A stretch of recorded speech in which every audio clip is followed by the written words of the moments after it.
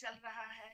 हर दिन हम लोग क्रिसमस के ही मैसेज को सुन रहे हैं, घरों में सुनते हैं, अपने आराधना घर की आराधना में बच्चों को बताते हैं और जहाँ कहीं भी चर्चों में सुन रहे हैं। सो मेरा भी यही है, कल भी हम लोग सुने थे एक बहन के द्वारा। सो छोटे-छोटे वचनों के द्वारा हम लोग आज सुनेंगे और परमेश्वर की महिमा करेंगे। सो मेरे प्रियो, परमेश्वर ने जो मुझे आज के दिन वचन तैयार करने के लिए और हम सब मिलकर जो आज सीखेंगे वो है लूका की किताब, और उसमें से हम लोग देखेंगे लूका 2 और उसका 36 से लेकर हम लोग 38 तक देखेंगे। और इसमें एक एक भक्त स्त्री के बारे में आज हम लोग, एक बुजुर्ग भक्त स्त्री के बारे में हम लोग देखेंगे। आप लोग सब कोई जानते हैं, लेकिन आज हम लोग फिर से उस वचन को हम लोग पढ़ने जा रहे हैं, सुनने जा रहे हैं और उनसे हम क्या सीखेंगे, अपने जीवन में किन-किन बातों का निर्णय लेंगे। आज परमेश्वर का वचन यही हमसे और आपसे बोलना चाह रहा है। सो हम लोग निकाल लेंगे लूका 2 36 से लेकर 38 तक। यहाँ इस प्रकार लिखा है, आशेर के गोत्र में से हन्ना नामक फनुएल की बेटी एक भविष्यवक्तिन थी। वो बहुत बूढ़ी थी और विवाह होने के बाद 7 वर्ष अपने पति के साथ रह रही थी। वह 84 वर्ष से विधवा थी और मंदिर को नहीं छोड़ती थी, पर उपवास और प्रार्थना कर कर के रात दिन उपासना किया करती थी। और वह उस घड़ी वहां आकर प्रभु का धन्यवाद करने लगी और उन सबों से जो यरूशलेम के छुटकारे की बाट जोहते थे और उस बालक के विषय में बात करने लगी। परमेश्वर इस वचन के पढ़े जाने सुने जाने पर आशीष दे और बोलने में मेरी सहायता करे। सो यहाँ पर हन्ना के बारे में लिखा हुआ है। हन्ना एक बहुत बुजुर्ग स्त्री, इससे यहाँ पर लिखा हुआ है कि वो बहुत बुजुर्ग थी। 84 वर्ष की महिला के बारे में, स्त्री के बारे में आज हम लोग देखेंगे। सचमुच जब हम उसकी, यहाँ लिखा है ऊपर हेडिंग, हन्ना की गवाही। हन्ना की गवाही, वो क्या गवाही दे रही है। सचमुच जब किसी की गवाही को हम लोग सुनते हैं, हम लोग बहुत ब्लेस होते हैं, हम लोग आशीषित होते हैं उसकी गवाहियों को सुनकर। सो मेरे प्रियो, आज हन्ना अपने मुंह से कुछ गवाही देने जा रही है। हम लोग पढ़ रहे हैं उसकी गवाही को और हम लोग जो है हम आशीषित हुए और हम विश्वास करते हैं कि आज के सुबह 12 तारीख को दिसंबर महीना में आप लोग जरूर आशीषित होंगे।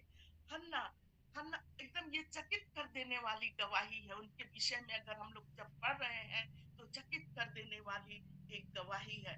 और यहाँ पर हन्ना, यहाँ पर हम देखेंगे पहले पद में कि 3 नाम लिखे हुए हैं, आशेर, हन्ना और फनुएल। इस प्रकार 3 नाम लिखे हुए हैं। कल जैसा हम लोग देखे थे इमैनुएल, और इमैनुएल का अर्थ बहन ने बताया था कि परमेश्वर हमारे साथ। आज उसी प्रकार कुछ नामों को देखेंगे और जो यहाँ लिखा हुआ है और उनके अर्थों को भी हम लोग जानेंगे और उससे आशीषित होंगे हम लोग। सबसे पहले हम लोग हन्ना के बारे में पढ़ रहे हैं। हन्ना के नाम का अर्थ है ग्रेस, परमेश्वर की अनुग्रह। और परमेश्वर जो है सचमुच अपने हर एक लोगों पर, जब हम लोग परमेश्वर को जान जाते हैं, प्रभु यीशु मसीह को जब से हम लोग ग्रहण किए हैं, उसी दिन से, जिस दिन से हम लोग का उद्धार हुआ, परमेश्वर का अनुग्रह और परमेश्वर की दया से हम भरपूर हो गए हैं। कितनों भी हमारे जीवन में कष्ट आए, मुसीबत आती है, तकलीफ आती है, ऐसा नहीं है कि विश्वासियों के जीवन में तकलीफ मुसीबत नहीं आती है, कि हम लोग जिस दिन से प्रभु को जान गए हैं उस दिन से हमारे पास कुछ भी मतलब तकलीफ नहीं आएगी मेरे प्रियो।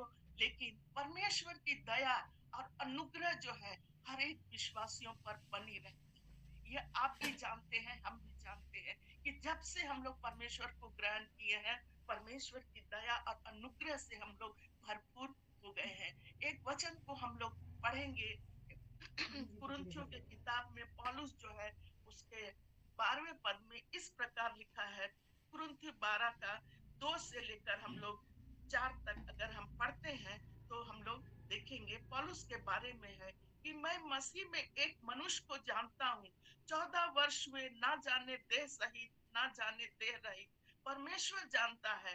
ऐसा मनुष्य तीसरे स्वर्ग तक उठा लिया गया। मैं ऐसे मनुष्य को जानता हूँ, ना जाने दे सही ना जाने दे रहित, परमेश्वर ही जानता है, कि स्वर्ग लोक पर उठा लिया गया और ऐसी बातें सुनी जो कहने की नहीं, और जिसका मुंह पर लाना मनुष्य को उचित नहीं। सो परमेश्वर का धन्यवाद हो इस सुंदर वचन के लिए कि पौलुस के विषय में है। ये जो है पौलुस अपने से नहीं बता रहा है, कि अपना नाम नहीं बता रहा है कि मैं क्या देखा, क्या दर्शन देखा, लेकिन वो कह रहा कि मैं एक मनुष्य को जानता हूँ, और परमेश्वर की दया उस पर हुई, और वो जो है वो दिव्य दर्शन से भर गया परमेश्वर के। और वो लिख रहा है यहाँ पर कि मैं जो है तीसरे स्वर्ग पर, वहां पर गया, स्वर्गीय स्थान पर गया, और परमेश्वर की दया अनुग्रह से वो सब कुछ वहां पर देखा, सब कुछ वहां पर देखा। परमेश्वर की दया हुई, अनुग्रह, उन सब चीजों को देखा जो कि वो परमेश्वर ने उसे दिखाया। जब परमेश्वर की अनुग्रह हम पर होती है, परमेश्वर ऐसे ही हमें इस्तेमाल करता है मेरे प्रियो। और पहला कुरिन्थियों का पहला कुरिन्थी एक में, और उसी वचन को हम लोग और एक जगह देखेंगे कि परमेश्वर जो है इस प्रकार अपने लोगों से, कि जो बातें आंख में नहीं देखी, जो बातें कान से नहीं सुनी गई, ऐसी ऐसी जो चित्त में नहीं आती है, ऐसी बातें जो है परमेश्वर अपने लोगों को दिखाता है। आइए हम उस वचन को हम पढ़ लेते हैं कि पहला कुरिन्थी 2 का 9 में लिखा हुआ है कि परंतु जैसा लिखा है, जो बातें आंख ने नहीं देखी और कान ने नहीं सुनी, और जो बातें मनुष्य के चित्त में नहीं चढ़ी, वे ही परमेश्वर ने अपने प्रेम रखने वालों के लिए तैयार की है। मेरे प्रियो, परमेश्वर अपने प्रेम करने वालों से आपसे इस प्रकार ऐसे ऐसे अनुग्रह से, ऐसे दया से, ऐसे चीजों से हमें भर देता है, चाहे वो संसारिक चीजें हो, चाहे आत्मिक बातें को, गुड़ रहस्य को, बातों को, और परमेश्वर के संगति में जाने से परमेश्वर ऐसे सब चीजों से हम सबों को भर देता है, स्वर्गीय दर्शन दिखाता है। सो मेरे प्रियो, कितनी अच्छी परमेश्वर जो है वो पौलुस जो है अपने बारे में लिख रहा कि परमेश्वर जो है उसे स्वर्गीय स्थान में एक दिन ले गया, चाहे वो देह के साथ गया, चाहे देह के रहित गया, वो नहीं जान रहा है, लेकिन वो एक दिव्य दर्शन, एक वहां गया ऊपर में, और सब कुछ स्वर्गीय स्थान में देखा, जो कि वो कभी जान नहीं सकता था, वैसी चीजों को देखा। और उसके बाद जो लिखा हुआ है 7वें पद से उसी 12 के साथ में, कि इसलिए मैं प्रकाशनों की बहुतायत से भूल ना जाऊं, मेरे शरीर में एक कांटा चुभाया गया, अर्थात शैतान का एक दूत, कि मुझे घूसा मारे, ताकि मैं भूल ना जाऊं। इस विषय में मैंने प्रभु से 3 बार विनती की कि मुझसे ये दूर हो जाए, पर उसने मुझसे कहा, मेरा अनुग्रह तेरे लिए बहुत है, क्योंकि मेरी सामर्थ निर्बलता में सिद्ध होती।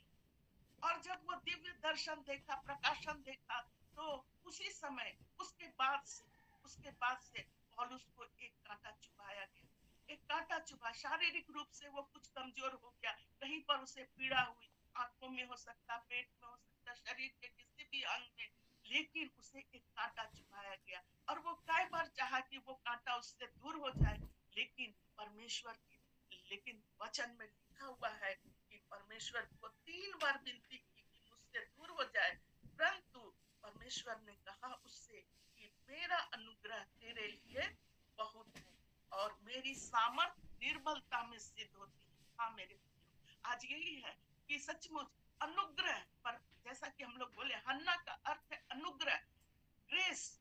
और हम जो है बहुत बार हम भी ऐसी निर्बलता में, दुर्बलता में, कमजोरी में बहुत चले जाते हैं, परेशानियों में शारीरिक दुर्बलताएं आ जाती हैं, कुछ ऐसी समस्या अचानक से आ खड़ी होती है, और हम परमेश्वर से विनती करते, प्रभु इन समस्याओं को हटा दे। विश्वासियों के जीवन में आती है, और हम बार बार विनती करते हैं, प्रभु इन समस्याओं को हटा दीजिए। बहुत बार होता है कि हट जाता है और बहुत बार होता है कि नहीं हटता है। हमें निराश नहीं होना, हताश नहीं होना।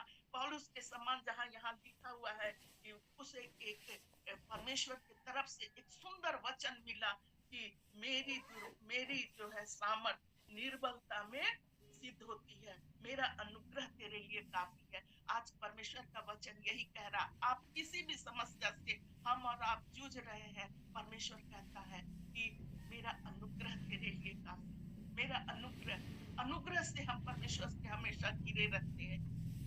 सो हमें निराश होने की जरूरत नहीं है, हम और हमें परेशान होने की, क्योंकि परमेश्वर के वचन को जब हम सुनते हैं, पढ़ते हैं, हमें बल मिलता है, बहुत सामर्थ मिलता है मेरे प्रियो। और यहाँ लिखा है कि मेरा अनुग्रह तेरे लिए बहुत है और मेरी सामर्थ निर्बलता में सिद्ध होती है। निर्बलता में परमेश्वर की सामर्थ, बहुत निर्बल होते हैं, कमजोर होते हैं, लेकिन परमेश्वर जो है हमें सामर्थ्य बनाता, अपने वचन से, वचन के द्वारा हमें सामर्थ्य बनाता है। हम निराश हो जाते हैं और किसी दास के द्वारा जब किसी वचन को सुनते हैं, चाहे हम वचन को पढ़ते हैं, उसी समय परमेश्वर जो है अपने अनुग्रह से भर देता है और हमारे दुर्बलता कमजोरी में हमें सामर्थ देता है। हम हमेशा के लिए अपने निर्बलता कमजोरी से दूर हट जाते हैं। सो ऐसे सुंदर वचन के लिए हम धन्यवाद देते हैं परमेश्वर को कि परमेश्वर कहता है हम अनुग्रह से, परमेश्वर के अनुग्रह और दया से भरपूर है। सो हम कभी निराश ना हो। जब से हम परमेश्वर को, हम अपना जीवन में, अपने जीवन में जब परमेश्वर को, जब हम दिल दिए, उद्धार प्राप्त हुआ, तो उस समय से हम परमेश्वर के अनुग्रह से घिरे रहे। हन्ना का अर्थ है अनुग्रह, दया, वो भी अनुग्रह से घिरी रही। और उसके बाद और एक नाम है मेरे प्रियो, वो फनुएल की बेटी थी। फनुएल, उसके हन्ना के पिता का नाम यहाँ फनुएल था। और फनुएल का अर्थ है कि परमेश्वर का चेहरा, परमेश्वर का चेहरा। तब जब हम परमेश्वर की उपस्थिति में रहते हैं, तो परमेश्वर का गुण, परमेश्वर का दिव्य सामर्थ्य से हम भर जाते हैं। आप ऐसा महसूस किए होंगे, आपके जीवन में ऐसा हुआ है, हमेशा आप परमेश्वर के नजदीकी में बने रहते, तो परमेश्वर का सामर्थ हम में आ जाता, परमेश्वर का चेहरा, परमेश्वर का उपस्थिति हमारे जीवन में आ जाता है। सो मेरे प्रियो, फनवेल का अर्थ है कि परमेश्वर की जो है वो हमारे जीवन में परमेश्वर की उपस्थिति आ जाती है, परमेश्वर का चेहरा आ जाता है। और हम लोग एक भजन संहिता 4:6 में इस प्रकार लिखा हुआ है कि भजन संहिता, भजन संहिता 4:6 में निकाल देते हैं जल्दी से। 4:6 में ऐसा लिखा हुआ है कि बहुत से लोग हैं जो कहते हैं कौन हमको कुछ भलाई दिखाएगा, हे यहोवा तू अपने मुख का प्रकाश हम पर चमका। ये है परमेश्वर के, जब हम लोग परेशानियों में घिर जाते हैं, तो परमेश्वर अपने मुख का प्रकाश हम पर चमकाता है। मुख के प्रकाश से हम प्रकाशित होते हैं, परमेश्वर के अनुग्रह से हम पर प्रकाशित होती है। हम कहते हैं कौन हमको भलाई दिखाएगा, कौन हमारे साथ रहेगा खड़ा, है ना। मनुष्य नहीं भलाई दिखाता, थोड़े देर के लिए हमारे साथ खड़ा रहता है, लेकिन जो भलाई हमें मिलती है वो सिर्फ और सिर्फ परमेश्वर की तरफ से मिलती है। सो हम परमेश्वर के सामर्थ्य से परिपूर्ण होते। परमेश्वर का फनवल का अर्थ है परमेश्वर का चेहरा। और परमेश्वर का, जब हम परमेश्वर के सानिध्य में रहते हैं, तो परमेश्वर का जो चेहरा है, उसका नूर है, उसकी उपस्थिति है, हम उसके नूर से, उसके उपस्थिति से हम हमेशा भरते चले जाते हैं। सो मेरे प्रियो, और एक वचन को हम पढ़ते हैं कि भजन संहिता 67 का 1 और 2 में, 67 भजन संहिता 67 का 1 और 2 में भी इसी प्रकार परमेश्वर की उपस्थिति के, परमेश्वर के बारे में लिखा हुआ है कि परमेश्वर हम पर अनुग्रह करे और हमको आशीष दे, वो हम पर अपने मुख का प्रकाश चमकाए। हम ऐसा प्रार्थना करते हैं कि परमेश्वर हम पर अनुग्रह करिए, आप हमें आशीष दीजिए। और परमेश्वर अपने मुख का प्रकाश, परमेश्वर का मुख मूसा नहीं देख सका, वो अपना चेहरा को ढांप लिया था, इतना नूर था, है ना। सो परमेश्वर अपना जो है प्रकाश से हमें और आपको इस प्रकार जब हम उसकी उपस्थिति में रहते हैं तो परमेश्वर इस प्रकार हमें भर देता है। उसका मुख का प्रकाश से हम चमकाए जाते हैं। हर समय हम उसकी उपस्थिति में रहते हैं। दिव्य उसकी ज्योति से हम भर जाते हैं, सामर्थ से हम भर जाते हैं।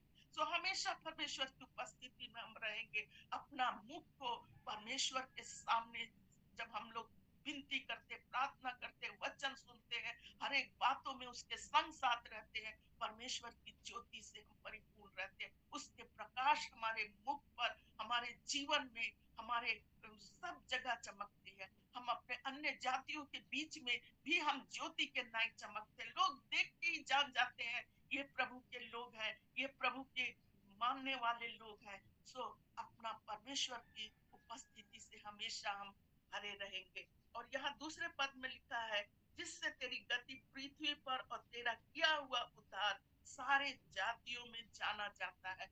जब हम परमेश्वर के मुख की उपस्थिति में रहते हैं तो सचमुच हमारा उद्धार सारे जातियों में जाना जाता है। सो परमेश्वर का धन्यवाद हो ऐसे सुंदर वचन के लिए कि एक नाम में कितना सामर्थ है। हन्ना का नाम का अर्थ हम लोग देखें कि वो परमेश्वर की अनुग्रह है, परमेश्वर की दया है। पनवेल का अर्थ है परमेश्वर का चेहरा। और एक यहाँ पर नाम है कि तीसरा नाम है यहाँ पर आशेर। और आशेर जो है एक गोत्र है, वो जो है याकूब का 12 बेटे में एक बेटा है आशेर। वो दासी का पुत्र का बेटा था। दो पत्नियां थी, लिया और राहेल। और लिया जो पत्नी थी याकूब की, और उसकी जो दासी थी वो दासी को भी याकूब को दे दी थी कि, और उसी दासी से वो पुत्र उत्पन्न हुआ आशेर। और आशेर जो है वो भी परमेश्वर के लिए, हाँ मेरे प्रियो, बहुत बार हम सोचते हैं कि वो दासी पुत्र था, बहुत निम्न स्तर का था, लेकिन फिर भी परमेश्वर ने उसे बहुत आशीष दिया। हर एक को उसके नाम के अनुसार परमेश्वर ने उसे आशेर को भी आशीष दिया। और बहुत बार हम कमजोर होते हैं, हम सोचते हैं मेरा कोई कुल है, बहुत छोटा कुल है, और हम बहुत मतलब निम्न स्तर के। ऐसा कोई बात, परमेश्वर के नजर में सब, ना कोई यहूदी ना यूनानी, सब परमेश्वर के नजर में एक बराबर है। परमेश्वर सबको प्रेम करते हैं, सब पर अनुग्रह करते हैं, सब पर दया दया करते हैं। सो आशेर जो है लिया की दासी पुत्र था और 8वें नंबर का पुत्र था, और उसकी माँ का नाम जिल्पा था। और उत्पत्ति 30 का अगर 13 में पढ़ेंगे तो वहां पर लिखा, जब वो उस पुत्र को जनी और लिया ने कहा मैं धन्य हो गई। मेरे प्रियो, धन्य हो गए। सचमुच हम और आप परमेश्वर के धन्य लोग हैं। आज परमेश्वर हमसे और आपसे बोलता है कि हम धन्य लोग हैं। हम अपने को कम ना समझे। हम कोई भी कुल के क्यों ना हो, हम किस भी जाति के क्यों ना हो, हम कैसे भी बैकग्राउंड से आ रहे हैं, है ना, परमेश्वर के हम लोग धन्य लोग हैं। आशीर का यही अर्थ है मेरे प्रियो। और ये महान प्रतिज्ञा जो है परमेश्वर ने उसके उस दासी के पुत्र के साथ किया।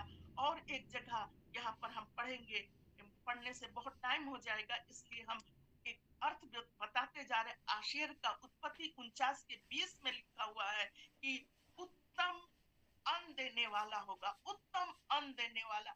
आप देखिए कितनी अच्छी अच्छी आशीष उसको मिली है, उत्तम अन्न देने वाला। परमेश्वर जो है आज हमको और आपको ऐसी ही आशीष देता है, उत्तम उत्तम चीजों से भरता है। और आप भी अपनी उत्तमता सब पर प्रकट करते हैं अपने। इसलिए हम जो है कभी भी अपने को कम ना समझे। परमेश्वर जो है हमें और आपको बहुतायत के साथ आशीष दिया है। उत्तम जो है अन्न देने वाला होगा, ऐसा लिखा हुआ है। और व्यवस्था विवरण 33 का 24 में भी इसी प्रकार आशेर के बारे में लिखा हुआ है कि वो अपने भाइयों में प्रिय होगा, भाइयों में प्रिय होगा। कितना सुंदर। आप और हमको भी परमेश्वर ने इसी प्रकार प्रिय बनाया है। आप अपने खानदान में प्रिय लोग। यद्यपि बहुत लोग हमें परेशान करते हैं, निराश करते हैं, नीचा दिखाने की कोशिश करते हैं, लेकिन हम परमेश्वर के प्रिय लोग, हम परमेश्वर के प्रिय लोग हैं। इसलिए हम उन वचनों को हम याद करें कि परमेश्वर ने अगर एक जन से प्रतिज्ञा की है, याकूब याकूब जो है कहाँ से आया? अब्राहम से आया। अब्राहम की आशीष आज हम पर है। सब कोई हम लोग जानते हैं, वो आशीष आज हम पर है, जो परमेश्वर ने अपने लोगों से किया कि वो जो है प्रियजन होगा और उस अपने पैर को तेल में डुबाएगा। है ना? हम लोग पानी में डुबाते हैं, लेकिन उसके लिए एक सुंदर आशीष ये दिया गया कि वो अपने पैर को पानी में डुबा तेल में डुबाएगा। सचमुच ये सफलता का निशानी है।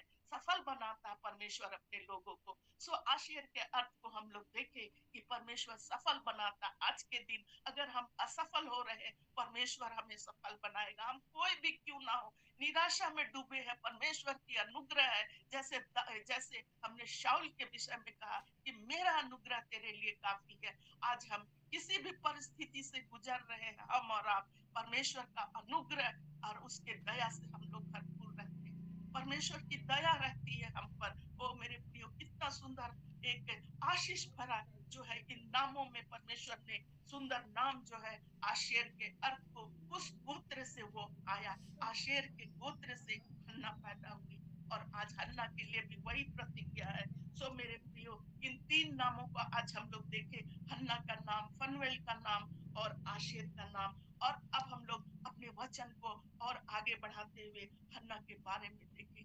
वहां पर लिखा हुआ है, दूसरा हम लोग देखेंगे कि वो आशेर के गोत्र से हन्ना नामक फनुएल की बेटी एक भविष्यवक्तिन थी, भविष्यवाणी करने वाली, भविष्यवाणी करती थी।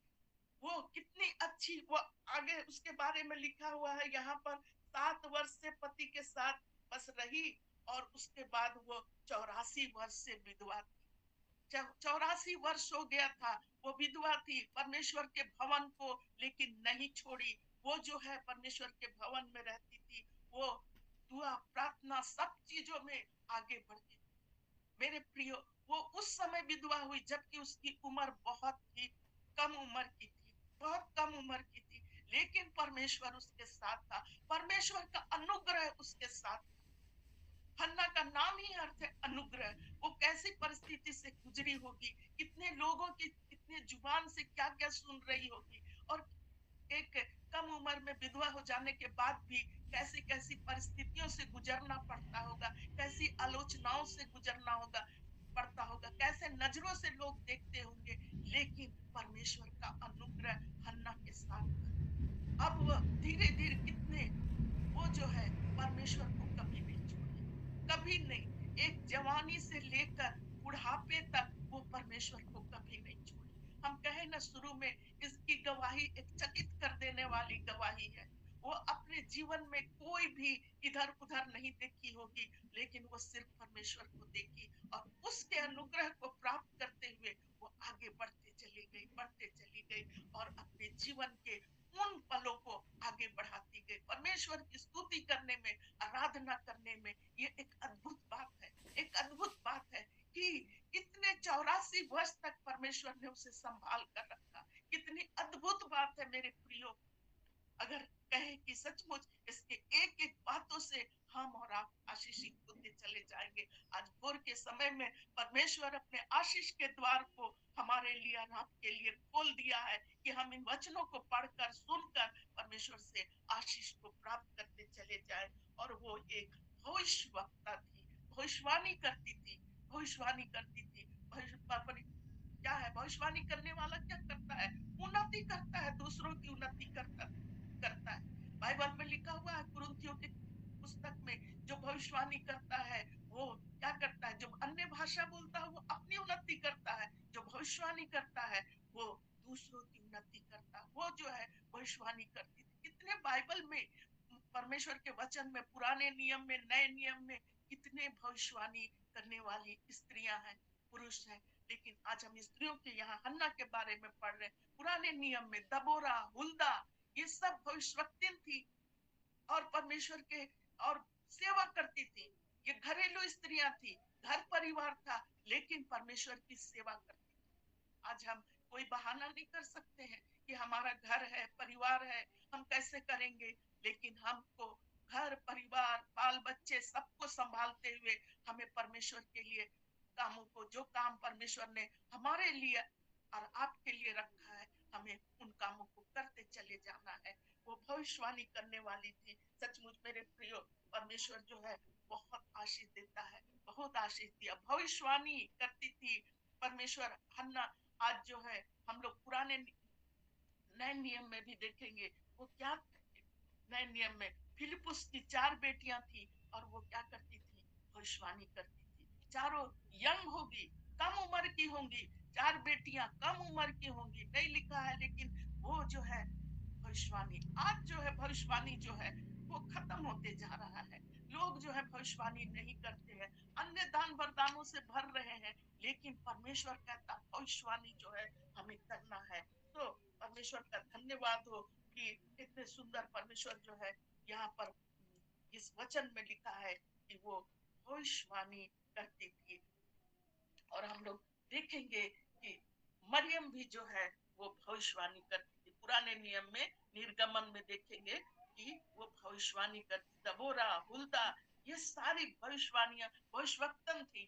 ये लोग भविष्यवाणी करती थी और परमेश्वर के कामों को करती थी, उन्नति करती थी लोगों के लिए, परमेश्वर के लिए नाचती थी, कूदती थी और परमेश्वर की महिमा करती थी, लोगों को बताती थी, सही राह बताती थी। और इस प्रकार जो हम बताएं आप लोग को, फिलिपुस की 4 बेटियां भी जो है भविष्यवाणी करती थी। और बाइबल में लिखा हुआ है नए नियम में, जो भविष्यवाणी करता वो मनुष्य की उन्नति, उससे मनुष्य की उन्नति और वो उपदेश और शांति की बातें कहता है।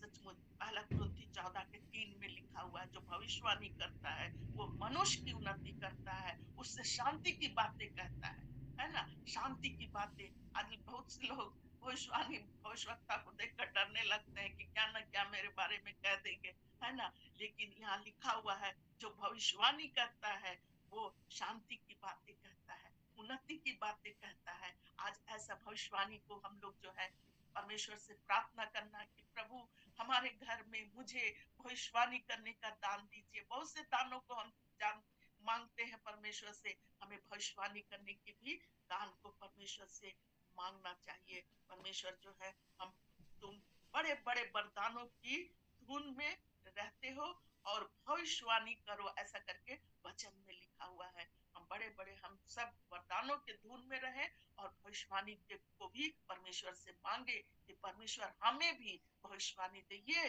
84 वर्ष की स्त्री जो है वो भविष्यवक्तिन थी, परमेश्वर के राज्य के लिए वो सेवा करती थी। कितने लोग उसके पास आते होंगे, है ना, सेवा करने के, पूछने के लिए, अच्छी बातों को बताती होगी, है ना, और उनको सलाह देती होगी, अच्छी सलाह देती होगी, कितने लोग का उन्नति कर रही होगी। आज हम भी ऐसा ही बनने वाले हो, दूसरों को डराने वाले ना हो, दूसरों को नीचा दिखाने वाले ना हो, लेकिन अच्छी अच्छी बातों को बताकर उन्हें उत्साहित करने वाले हो जाए, उनके लिए प्रार्थना करे, उन्नति का कारण बने। आज हमसे और आपसे परमेश्वर जो है ये वचन इसलिए दिया है कि हम जो है दूसरों के उन्नति का कारण बने, दूसरों की शांति का कारण बने। हम नहीं बोल रहे, परमेश्वर का वचन बोल रहा है ना। और योएल में भी लिखा हुआ है कि अंत के दिनों में बेटा बेटियां जो है सब भविष्यवाणी करेंगे। और हम प्रार्थना करते हैं, सचमुच हमारे बच्चे, बाल बच्चे, सारे घर के लोग जो है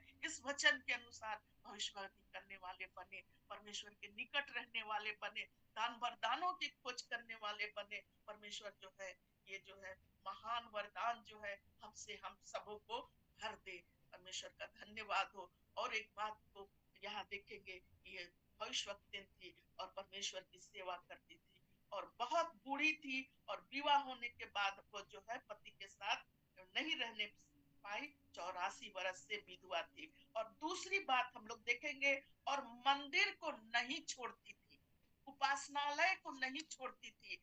आज हम और आपसे परमेश्वर का वचन कह रहा है, हम कोई भी क्यों ना हो, कितना उम्र हो, चाहे हम कैसे, परमेश्वर के भवन की चाह हमें और आपको हमेशा हमेशा के लिए होना चाहिए। हमेशा, कितने बार हम सब कुछ करने में सजग रहते हैं और परमेश्वर के भवन में जाने के लिए सुस्ती पड़ जाते हैं, लापरवाह हो जाते हैं। लेकिन वो उसके बारे में लिखा हुआ है कि वो जो है परमेश्वर के भवन, मंदिर को नहीं छोड़ती थी। आज परमेश्वर परमेश्वर का वचन हमें हमसे और आपसे यही कहता है कि हमें परमेश्वर के भवन में रहना है, हमें उसके भवन को नहीं छोड़ना है, कभी नहीं छोड़ना है, कैसे भी परिस्थिति। वहीं से हमें ताकत मिलता है। जब हम नहीं जाते हैं ना परमेश्वर के भवन में, तो उस सप्ताह भर हम बहुत से परेशानियों से, बहुत से मतलब कि अपने ही ऊपर क्या हो जाता है, हम क्रोधित हो जाते हैं, हम वचन को, हम जो है क्रोध की आत्मा से घिर जाते हैं,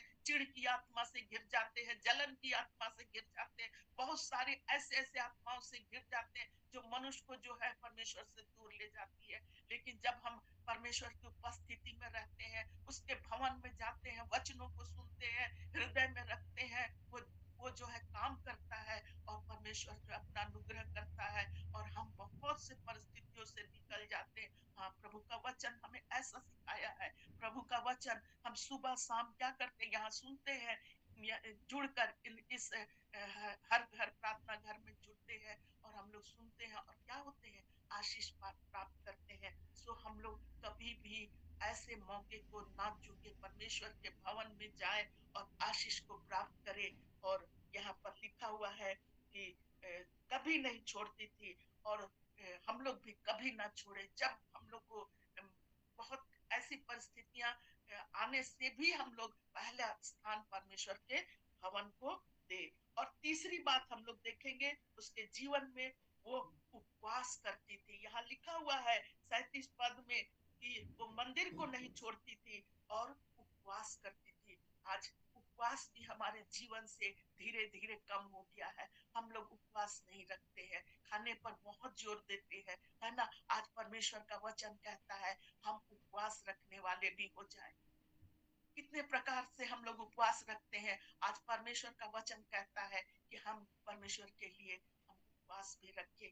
जिस प्रकार हन्ना रखती थी, वो हमको लगता है 84 साल की थी, उस समय तक वो जो शुरू से रखती होगी, वो 84 साल तक की उम्र होने के बाद भी वो उपवास जो है रखती होगी। बहुत बार है होता है ना कि हम लोग एक बेला का उपवास रखते हैं, है ना। वो एक बेला का हम लोग नहीं खाना खाते हैं और हम लोग उपवास रखते हैं सारे मन से। हम लोग कि परमेश्वर के लिए हम ब्रेकफास्ट, हम लोग आज हम ब्रेकफास्ट नहीं करेंगे, आज हम दोपहर का खाना नहीं खाएंगे, हम रात का खाना नहीं खाएंगे। और ये पार्शियल फास्टिंग कहलाता है और हम लोग को रखना चाहिए। कभी कभी हम लोग को परमेश्वर के सामने हमेशा सप्ताह में एक बार दो बार हम लोग ऐसे उपवास को करके परमेश्वर को प्रसन्न करें। इसलिए नहीं कि हम कुछ चाहिए हमको तभी हम उपवास रखेंगे, लेकिन जब हम उपवास रखते हैं परमेश्वर की शक्ति और परमेश्वर का सामर्थ और परमेश्वर का बल हमें प्राप्त होता है। परमेश्वर आज हमसे चाहता है कि हम उसके शक्ति सामर्थ उसके बल से भरे। और कोई एक और प्रकार का उपवास है रात की। एक दिन हम लोग सुबह से शाम हम लोग कुछ नहीं खाते हैं, ना अन्न खाते ना जल पीते हैं और परमेश्वर के सामने हम लोग आते हैं, गिड़गिड़ाते हैं, प्रार्थना करते हैं, स्तुति करते हैं, परमेश्वर की महिमा करते हैं। और परमेश्वर अपनी आशीष से और परिपूर्ण करता, अपने बुद्धि से, अपने ज्ञान से, अपनी महिमा से, अपने प्यारे वचनों के प्रकाश से हमें भर देता है। हमें ऐसे उपवास की भी आज जरूरत है। और एक उपवास और है, बहुत सारे उपवास है, लेकिन हम 3 उपवास के कि परमेश्वर, और एक उपवास है जिसको कि एस्थर उपवास कहते हैं। जैसे एस्थर रानी जो है वो 3 दिन का उपवास की, ना खाई ना पी, और वो परमेश्वर के सामने गिड़गिड़ा कर प्रार्थना करने लगी। आज बहुत से विषयों का अगर हमें प्रार्थना का जवाब नहीं मिल रहा, हमें ऐसे उपवास की आवश्यकता है कि परमेश्वर के पास जाकर उसके चरणों में बैठकर हम उपवास करें और उससे बल प्राप्त करें और शक्ति प्राप्त करें और सामर्थ प्राप्त करें। हाँ मेरे प्रियो, परमेश्वर आज हमसे और आपसे यही चाहता है कि हम भी उपवास करें, प्रार्थना करें परमेश्वर के नजदीक में। जैसे हन्ना के बारे में है कि वो इतने साल रहने के बावजूद, उम्र होने के बावजूद भी वो उपवास करती थी। और उसके बाद चौथी बातें हम लोग देखेंगे, प्रार्थना करके दिन रात उपासना करती थी, प्रार्थना करती थी, रात दिन प्रार्थना करती थी, रात दिन प्रार्थना करती थी, है ना। हम और आप एक बेला भी प्रार्थना करने से हम लोग जो है नहीं सकते हैं, एक बेला भी प्रार्थना नहीं करना चाहते हैं, लेकिन वहां लिखा है वो रात दिन परमेश्वर की से प्रार्थना करती थी, उपासना करती थी। आज परमेश्वर का वचन हमसे और आपसे इस क्रिसमस में यही कह रहा, अगर हम प्रार्थना में कमजोर पड़ गए हैं तो हमें प्रार्थना करने की आवश्यकता है। आज हमें प्रार्थना करने की आवश्यकता है। प्रार्थना से हमें बल मिलता है, सामर्थ मिलता है, शैतान के फंदों से हम बच जाते हैं, है ना? प्रार्थना करने की आवश्यकता। आज हर घर में एक स्त्री, एक पुरुष प्रार्थना का योद्धा बनकर घर को संभालने वाला बनना चाहिए। घर को संभालने वाला। प्रार्थना करने से हम जो है अपने बच्चों के लिए, अपने घर के लिए, परिवार के लिए आज पहले अपने नींव को मजबूत करना है, अपने नींव को मजबूत करना है। हम और आपको परमेश्वर जो है यही कह, रात दिन हमें प्रार्थना कर, जैसे ये प्रार्थना रात दिन करती थी वैसे हमें सिखाया जा रहा है। आज हमें भी निर्णय लेना इस क्रिसमस के समय में कि हम भी हन्ना के समान, हम भी अपने घर के लिए एक प्रार्थना योद्धा बनेंगे, एक प्रार्थना योद्धा बनेंगे। रात दिन हम प्रार्थना करेंगे। भजन संहिता 1 में क्या लिखा हुआ है कि उसको पढ़ी देते हैं। भजन संहिता 1 के 2 में लिखा हुआ है, परंतु क्या ही धन्य है वो पुरुष जो दुष्टों की युक्ति पर नहीं चलता, परंतु वह यहोवा के व्यवस्था से प्रसन्न रहता है और उसकी व्यवस्था पर रात दिन ध्यान करता रहता है। रात दिन, है ना? ऐसा लिखा हुआ है। इतना सुंदर परमेश्वर का वचन है कि वो व्यक्ति धन्य है, वो स्त्री धन्य है, वो पुरुष धन्य है जो यहोवा की व्यवस्था पर मन लगाता है। प्रभु का धन्यवाद हो ऐसे सुंदर वचन के लिए और ऐसे सुंदर एक गवाही के लिए कि परमेश्वर जो है वो हन्ना जो है परमेश्वर प्रभु पर ध्यान लगाती थी। रात दिन जो है परमेश्वर पर ध्यान लगाती थी। मेरे प्रियो, मूसा और यहोशू के बारे में अगर आप निर्गमन जो है, निर्गमन 33 के 11 में मूसा और यहोशू के बारे में लिखा हुआ है कि वो लोग भी तंबू में रहते थे, दिन रात रहते थे तंबू में। मूसा के बारे में लिखा हुआ है कि मूसा जो है तंबू से निकलता था और वो जो है अपने कहाँ चला जाता था, अपने छावनी में चला जाता था। लेकिन यहोशू जो है, उस यहोशू के विषय में कि वो तंबू से ना निकलता था और तंबू में रहने से उसे सामर्थ मिलता था। वो तंबू में ही रहता था, रात में रहता था, वो वहीं पर रात दिन ध्यान लगाता था, रात दिन वहां रहता था। सो हमें जब परमेश्वर के नजदीकी में जिस प्रकार हन्ना के बारे में है कि वो रात दिन प्रार्थना करती थी, आज परमेश्वर के वचन हमसे और आपसे यही सिखा रहा कि हमें परमेश्वर के इसमें रात दिन ध्यान देना है। रात दिन हर समय हमें प्रार्थना करना है। सुबह प्रार्थना, शाम दोपहर, हर समय हमें प्रार्थना और प्रार्थना करते जाना है। परमेश्वर जो है हमें ऊंचा करता है।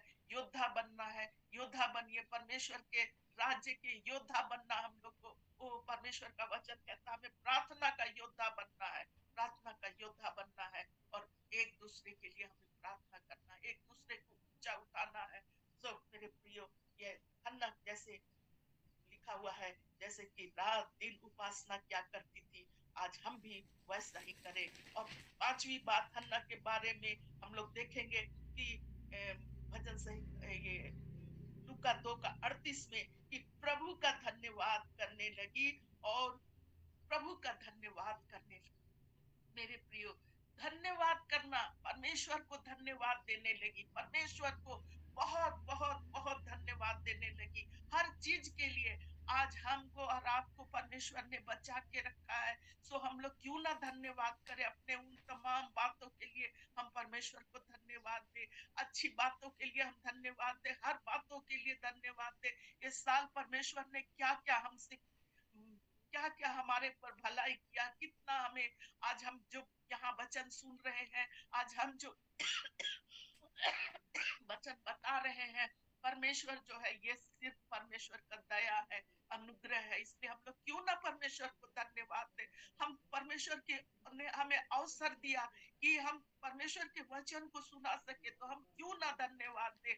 हम परमेश्वर के वचन को हम सुन रहे हैं, तो हम क्यों ना परमेश्वर को धन्यवाद दें। कितनी बड़ी बड़ी भलाइयां परमेश्वर ने ये साल भर हमारे साथ किया है, तो हम क्यों ना परमेश्वर को धन्यवाद दें। आज हम धन्यवाद करने से चूक रहे हैं, हम मुंह नहीं खोलते हैं धन्यवाद देने के लिए। हम अपने हाथों को उठाए परमेश्वर के सामने हम धन्यवाद करते रहे, धन्यवाद करते रहे। सो मेरे प्रियो, हम धन्यवाद देना हम कभी भी ना चुके। हम रात परमेश्वर को हर वक्त परमेश्वर को जो है हम धन्यवाद देने वाले हो जाए। जुलाई महीना, अगस्त महीना, जनवरी, फरवरी, मार्च, अप्रैल, कुछ भी हमारे साथ कैसे जो हुआ, जो नहीं हुआ, सारी बातों के लिए परमेश्वर को हम धन्यवाद देते चले जाए। ये दिसंबर महीना आ गया, धन्यवाद देना कभी भी ना भूले। हर एक बातों के लिए परमेश्वर को हम लोग धन्यवाद देते रहे। और यहाँ पर लिखा हुआ है कि आगे हम देखेंगे कि धन्यवाद, परमेश्वर ने उसे एक नए ब्लेसिंग से भरा। क्यों धन्यवाद देने लगी? परमेश्वर ने उसे नए ब्लेसिंग से, वो 84 वर्ष के उम्र में जो है एक नया चीज को देखी, वो एक नए आशीष को प्राप्त की। और वो आशीष जो है उसी 2 के 27 में लिखा है कि यीशु के माता पिता जो है यीशु मसीह को लेकर मंदिर में आए अर्पण अर्पण करने के लिए। और उस मंदिर में हन्ना भी रहती थी। और वो क्या की कि वो आत्मा के सिखाने से मंदिर में आया। और जब माता पिता उस बालक यीशु को भीतर लाए कि उसके लिए व्यवस्था की रीति के अनुसार करे, मंदिर में जब उसके माता पिता यीशु को लेकर आए, तो वो दासी हन्ना जो है यीशु को अपने उन बूढ़े आंखों से देखी यीशु को। और वो धन्यवाद करने लगी कि धन्यवाद हो, यही है हन्ना की गवाही कि मैंने अपने इस बुजुर्ग अवस्था में अपने प्रभु को अपने आंखों से देखा। आज हमें भी धन्यवाद, जब से हम प्रभु को प्राप्त किए हैं, प्रभु के जाने हैं, हमें परमेश्वर को धन्यवाद देना है।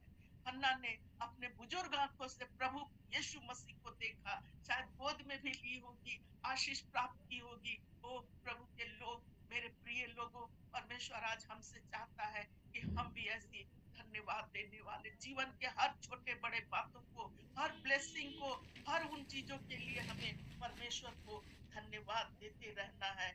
और उसके बाद जो छठवीं बातें हुई कि वो यरूशलेम के छुटकारे की बाट जोहते थे, वो जो है क्या करने लगे, उन सबों से बालक के बारे में बात करने लगी। बालक के बारे में बात करने लगी, यीशु के बारे में सबको बताने लगी, यीशु के बारे में सबको बताने लगी। आज हम लोग जो है परमेश्वर के बारे में सबको बताए। ओ मेरे प्रियो, कितनी अच्छी बात है कि हम लोग को यीशु के बारे में बताना है, अपने बारे में नहीं बताना। हम लोग बहुत बार अपने बारे में बताने लगते हैं, अपने बारे में कि हम ऐसे थे, हम वैसे थे। लेकिन आज हम लोग यीशु के बारे में कम बताते हैं। लेकिन आज इस क्रिसमस के अवसर पर प्रभु चाहता है कि हम इस उद्देश्य से हम क्रिसमस मना रहे हैं, प्रभु के जन्म उत्सव को मना रहे हैं, प्रभु के जन्म के बारे में लोगों को बताएं, लोगों को सुसमाचार सुनाने के लिए लोग, प्रभु जो है हमसे चाहता है कि हम प्रभु के बारे में, जैसा हन्ना जो है मंदिर में, और जो जो लोग मंदिर में आए थे सबको वो चुप ना रही, 84 बरस की बुढ़ जाती, लेकिन वो परमेश्वर की महिमा करने लगी, सबको परमेश्वर के बारे में बताने लगी कि यीशु मसीह के बारे में कि यही है प्रभु का एकलौता एक प्रभु यीशु मसीह जो उद्धार करता है, वो जो है बताने लगी। मेरे प्रियो, परमेश्वर आज हमसे और आपसे यही चाहता है कि हम जो है परमेश्वर के वचन को बताने वाले हों, चुप ना रहे, मुंह को बंद ना रखे। इस क्रिसमस के अवसर पर हम बहुत सी तैयारियां कर रहे हैं, बहुत सी तैयारियां कर रहे हैं, बहुत तैयारियां कर चुके होंगे, करने वाले हैं। लेकिन क्या हम परमेश्वर के, जो हमारा उद्धारकर्ता परमेश्वर है, उसके बारे में क्या हम बताए हैं किसी को? क्यों हम लोग मना रहे हैं, किसी को बताए हैं? किसी के सामने हम लोग का मुंह नहीं खुलता है। लेकिन यहाँ पर परमेश्वर का वचन कहता है कि मरियम जो है यरूशलेम में जितने आने वाले लोग हैं वो चर्चा करने लगी, यीशु की चर्चा करने लगी। आज हमें और आपको परमेश्वर यही चाहता है कि हम यीशु की इस क्रिसमस के समय यीशु की चर्चा करें, यीशु की बातों को बताएं, प्रभु से प्रार्थना करें, प्रभु की बातों को बताएं कि हमें किस प्रकार प्रभु के जन्म की बातों को हम बताने वाले हो जाएं। हम यीशु का प्रचार करें, अपना प्रचार ना करें। बहुत से, और हम लोग एक वचन को हम लोग पढ़ेंगे, दूसरा कुरिन्थी 4 के 5 में क्या लिखा हुआ है। दूसरा कुरिन्थी 4 के 5 में, दूसरा कुरिन्थी 4 के 5 में इस प्रकार प्रभु का वचन लिखा हुआ है कि ऐसा लिखा हुआ, क्योंकि हम अपने को नहीं परंतु मसीह यीशु को प्रचार करते हैं कि वो प्रभु है, और अपने विषय में यह कहते हैं कि हम यीशु के कारण तुम्हारे सेवक हैं। फिर एक बार हम पढ़ना चाहेंगे, क्योंकि हम अपने को नहीं, पौलुस कहता हम अपने को नहीं प्रचार करते हैं, लेकिन मसीह यीशु को प्रचार करते हैं, मसीह यीशु के बारे में प्रचार करते हैं। आज हमसे और आपसे परमेश्वर का वचन यही चाहता है, परमेश्वर का वचन यही कह रहा है कि हम जो है इस क्रिसमस के अवसर में, जैसे हन्ना जो है वो चर्चा करने लगी, लोगों को बताने लगी, एक 84 साल की स्त्री जो है लोगों को आनंद से, खुशी से परमेश्वर की बातों को बताने लगी। आज हमें और आप, हम में से बहुत से अभी नहीं होंगे, बहुत से लोग 84 साल के नहीं होंगे, जवान होंगे, और परमेश्वर जवान होंगे, कुछ बच्चे होंगे, कुछ जवान लोग होंगे, यहाँ पर कुछ अधेड़ लोग होंगे। परमेश्वर का वचन आज यही कह रहा है, हम अपनी बातों को कम बताएं, परमेश्वर की बातों का चर्चा ज्यादा करें, यीशु का प्रचार करें। और यही हमारे विषय आज इस क्रिसमस में यही होना चाहिए कि हम यीशु का प्रचार करने वाले हो जाए, यीशु के बातों का, यीशु का सुसमाचार हम सुनाने वाले हो जाए, यीशु के, क्योंकि हम यीशु मसीह के सेवक हैं। हमें और आपको परमेश्वर ने इसीलिए चुना है कि हम यीशु के सेवक हैं, मेरे प्रियो। और एक वचन को हम लोग वहीं पर पढ़ेंगे कि पहला कुरिन्थी 1:23 में इस प्रकार लिखा हुआ है। पहला कुरिन्थी 1:23 में ऐसा लिखा हुआ है कि परंतु हम तो उस क्रूस पर चढ़ाए हुए मसीह का प्रचार करते हैं, जो यहूदियों के लिए ठोकर का कारण और अन्य जातियों के लिए मूर्खता है। हम यीशु के क्रूस पर चढ़ाए जाने का हम लोग को प्रचार करना है, जन्म का प्रचार करना है, यीशु का सुसमाचार का प्रचार करना है। यहाँ कितना अच्छा पौलुस लिखता है, परंतु हम तो उस क्रूस पर चढ़ाए हुए मसीह का प्रचार करते, क्रूसित मसीह का प्रचार करते हैं, है ना। अन्य जातियों के लिए वो क्या था, मूर्खता था और ठोकर का कारण था यहूदियों के लिए। आज बहुत से लोग मसीह को नहीं सुनना चाहते हैं, मसीह के बारे में नहीं, लेकिन आज परमेश्वर का वचन इस हन्ना के जो हम लोग पढ़े, इसमें हम लोग को यीशु का समाचार सुनाना है, जैसे हन्ना सुनाने लगी, अपने मसीह का समाचार को सुनाने लगी। हमें और आपको यीशु का सुसमाचार हमारे प्रचारों में, हमारे बातों में, हम जब प्रचार करते हैं, उसमें ज्यादा से ज्यादा यीशु का समाचार दुनिया के कोने कोने तक हमें लेकर जाना है। जब भी हमें अवसर मिलता है, आपको अवसर मिलता है, यीशु के समाचार को सुनाना है। क्या आज हम लोग सुना रहे हैं?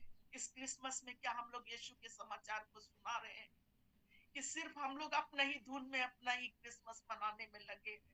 आए, परमेश्वर का वचन आज हमसे और आपसे यही कह रहा है कि हम उस क्रूसित यीशु के समाचार को सुनाने वाले हो जाए। यीशु के बारे में, यीशु का सुसमाचार हमारे प्रचार में आज यही होना चाहिए मेरे प्रियो। ज्यादा से ज्यादा हम यीशु के बारे में बताने वाले हो जाए। और हालेलुया, हम परमेश्वर जो है इस प्रकार हन्ना के बारे में जो है, परमेश्वर ने हन्ना के माध्यम से परमेश्वर हमें बहुत सी बातों को सिखा रहा है। इस क्रिसमस हम बस यीशु का प्रचार करें, क्रूसित यीशु का प्रचार करें। और प्रेरित 8:5 में हम लोग एक वचन को अब हम अंत करने जा रहे हैं। प्रेरित 8:5 में क्या लिखा हुआ परमेश्वर का वचन, यहाँ पर प्रेरित 8:5 में ऐसा लिखा हुआ है कि और फिलिपुस सामरिया नगर में जाकर लोगों में मसीह का प्रचार करने लगा। मसीह का, फिलिपुस जो है जाकर सामरिया नगर में जाकर मसीह का प्रचार करने लगा। आज हम लोग इस क्रिसमस कहाँ गए हैं मेरे प्रियो?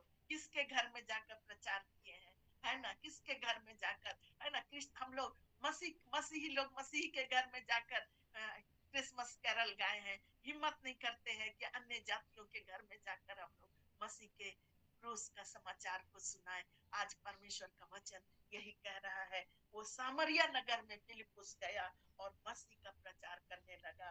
और वहां पर बहुत से लोग, अगर हम लोग नीचे पढ़ेंगे, वो नहीं, अपने प्राण का भय नहीं किया कि लोग हमको मारेंगे, पीटेंगे, हमको लोग नीचा दिखाएंगे, वो नहीं डरा। वो क्या कहा कि फिलिपुस क्या कहा कि ऐसा लिखा हुआ है जो बातें फिलिपुस ने कही, लोगों ने सुनकर, जो चिन्ह दिखाया था, देखकर एक चित होकर मन लगाया, क्योंकि बहुत से, और वो क्या किया, बहुत से लोग जो हैं अशुद्ध आत्माओं से छूट गए। बहुत से लोग अशुद्ध आज लोग इसी के लिए तैयार बैठे हैं कि कोई हमारे लिए प्रार्थना करे आकर। और फिलिपुस जो है वो सामरिया नगर में जाकर प्रचार प्रचार किया। कहा लिखा है, फिलिपुस जो है वो सामरिया में गया और प्रचार किया, और बहुत से अशुद्ध आत्माएं बड़े शब्द से चिल्लाते हुए निकल गए, और प्रभु, और बहुत से लकवे के रोगी और लंगड़े चंगे किए गए, और उस नगर में बड़ा आनंद आ गया। जब हम परमेश्वर का वचन को सुनाने के लिए जाएंगे, जब हम यीशु का सुसमाचार लेकर जाएंगे, यीशु के बारे में बच्चा बताएंगे, ओ वहां के लोग आनंदित होंगे। सामरिया नगर में आनंद छा गया, क्योंकि वो सुसमाचार सुनाया और प्रभु का काम भी किया। सुसमाचार सुनाने के बाद लोग प्रभु को ग्रहण किए, और बहुत से लोग वहां चंगाई को प्राप्त किए और आनंदित हो गए। आज परमेश्वर जो है यही चाहता है कि हम और आप परमेश्वर के काम में लग जाए। यही सच्चा क्रिसमस मनाने का है कि हम किसको आज परमेश्वर का वचन को सुनाए। अगर आज तक हम नहीं सुनाए हैं, हम परमेश्वर के वचन को सुनाने वाले बने, उसके संदेश को लेकर जाने वाले बने, उसके उसका सुसमाचार को लेकर जा। जब भी हमें मौका मिलता है ना, हमारे घर में बहुत से लोग आते हैं, सब्जी वाली आती है, दूध वाला आता है, पेपर वाला आता है, क्या हम उनको अपने समाचार को सुनाए हैं? यीशु के जन्म के बारे में आनंद का सुसमाचार को सुनाए हैं कि खुद हम उसके जन्मदिन का आनंद मना रहे हैं? हम दूसरों को भी आनंदित करें इन वचनों के द्वारा। हाँ मेरे प्रियो, इस क्रिसमस के अवसर में प्रभु चाहते हैं हम जो उद्धार प्राप्त किए हैं, हम दूसरों को भी उस आनंद के बारे में बताएं कि यीशु मसीह क्यों जगत में आया, हमारा उद्धार हुआ। हम लोग लंगड़ों को चंगा करने के लिए, वो अंधों को आंखें देने के लिए, बीमारों को चंगा करने के लिए यीशु आया। ऐसे बातों को बताकर हम प्रभु की महिमा करने वाले हो। यही प्रभु आज चाहता है कि इस क्रिसमस में यीशु के नाम को हम ऊंचा उठाए, सिर्फ और सिर्फ यीशु के नाम को हम ऊंचा उठाए। जैसे हन्ना हन्ना जो है वो यीशु के नाम को 84 वर्ष से ऊंचा उठा रही थी, हम भी यीशु के नाम को ऊंचा उठाने वाले बने। और प्रभु चाहता है हम यीशु के नाम का प्रचार करें, यीशु के नाम का प्रचार करें, यीशु की बातों का प्रचार करें, सुसमाचार का प्रचार करें, और हम परमेश्वर की महिमा करने वाले हो। और परमेश्वर का ये चाहता है हम क्रूसित यीशु का प्रचार करें। क्रूसित यीशु का हम किसको आज इस क्रिसमस में संदेश सुनाए हैं? किसी को नहीं सुनाए, किसी को नहीं। सिर्फ हम अपना ही आनंद मनाना चाहते हैं। परमेश्वर का वचन कहता है हम जो है वो क्रूसित यीशु के समाचार को सुनाने वाले हो जाए। आज परमेश्वर का वचन हमसे और आपसे यही चाहता है मेरे प्रियो, कि हम जो है यीशु को, ये लोगों को आनंद की बातों को बताने वाले हो जाए, और उसके बाद अगल बगल के लोग को सुसमाचार सुनाए। अपने अपने अपने जहां पर हम रहते हैं वहां पर लोगों को सुसमाचार को सुनाए, प्रभु के बातों को सुनाए। अपने देश में, देश के लोगों को जैसे भी बनता है, हम वचन के माध्यम से हम नहीं जा सकते हैं, लेकिन आनंद का सुसमाचार आज दास लोग, दासी लोग परमेश्वर के वचन को रात दिन सुना रहे हैं, ताकि लोग परमेश्वर के वचन को सुने। हालेलुया, प्रभु की महिमा हो। चाहे आप जवान हैं, चाहे आप कोई भी है, बुजुर्ग हैं, अब बच्चे हैं, हर एक को इस काम में लग जाना है। अगर आप नए शादीशुदा हैं, नए कपल हैं, आपको भी लग जाना है। ऐसा नहीं सोचना है कि नहीं अभी तो मेरे शादीशुदा का उम्र है, अभी तो मेरी नई शादी हुई है, हम कैसे परमेश्वर के वचन को सुनाएंगे। मेरे प्रियो, अभी से परमेश्वर के वचन को आज ही से सुनाना शुरू कर दीजिए। यीशु के संदेश को सुनाने और बांटने लगिए। अगर आपकी शादी होने वाली है, आप अपने शादी की तैयारी के साथ साथ यीशु के समाचार को भी सुनाइए। यीशु की बातों को बताइए कि मेरा प्रभु कैसा महान है, क्यों हमारे लिए जगत में आया। क्यों आज लोग ऐसे वचनों को सुनना नहीं चाहते हैं? आशीष के वचनों को सुनना चाहते हैं, चंगाई के वचनों को सुनना चाहते हैं। लेकिन आज परमेश्वर का वचन हमसे और आपसे यही कहता है, हम लोग परमेश्वर के वचन को लेकर निकल जाए। परमेश्वर के वचन को जैसे भी है, लोगों को हम आनंद की बात सुनाने वाले हो। कोई भी अगर हम वृद्ध है, बुजुर्ग है, हम अपने बुजुर्ग अवस्था में भी परमेश्वर की महिमा करें, परमेश्वर की महिमा करें, परमेश्वर के वचन को सुनाने वाले हो जाए। कोई भी हम क्यों ना हो, आज परमेश्वर का वचन कहता है सब लोग उपवास करें, सब लोग भविष्यवाणी करें, सब लोग आनंद से परमेश्वर के वचन को बांटने वाले हो जाए। यीशु मसीह आज इस क्रिसमस के समय में आज हम एक निर्णय करें कि हम भी परमेश्वर के वचन को लेकर सुसमाचार को जिसको भी हो सके एक एक जन को हम सुनाएंगे। अगर कोई जवान है वो भी निर्णय ले कि हम परमेश्वर के वचन को, सुसमाचार को, हमारा यीशु क्यों आया, आनंद की बातों को लेकर हम बताने वाले हो जाए। परमेश्वर आज हमसे और आपसे यही चाहता, हम वो गधा बन जाए यीशु के लिए, वो गधा बन जाए यीशु के लिए। यीशु ने कहा उसे खोल कर लाओ, प्रयोजन है। आज हम आज हम परमेश्वर के वचन को सुनते हैं, लेकिन अपने जगह पर हम बंधे हुए, सब तब बंधे हुए हैं, दिल नहीं खोलते हैं परमेश्वर के लिए, अपने जगह, अपने जंजीरों को नहीं खोलते हैं। लेकिन परमेश्वर का वचन कहता है यीशु मसीह को आज इस गधे की आवश्यकता है, इस गधे की आवश्यकता है, यीशु मसीह को हमारी आवश्यकता है। हम खुल जाए, अपने को समर्पित कर दे, प्रभु को समर्पित कर दे, वचन सुनकर परमेश्वर को समर्पित कर दे। हाँ प्रभु जी, आज हम वो गधा बन जाए जो आपके सुसमाचार को लेकर चलने वाले हो जाए, आपके वचन को बताने वाले हो जाए। परमेश्वर आज आपसे और हमसे यही चाहते हैं कि हम इस क्रिसमस में सुसमाचार को बताए, परमेश्वर के आने की, क्यों यीशु मसीह आए दुनिया में, ये बड़े आनंद का समाचार है।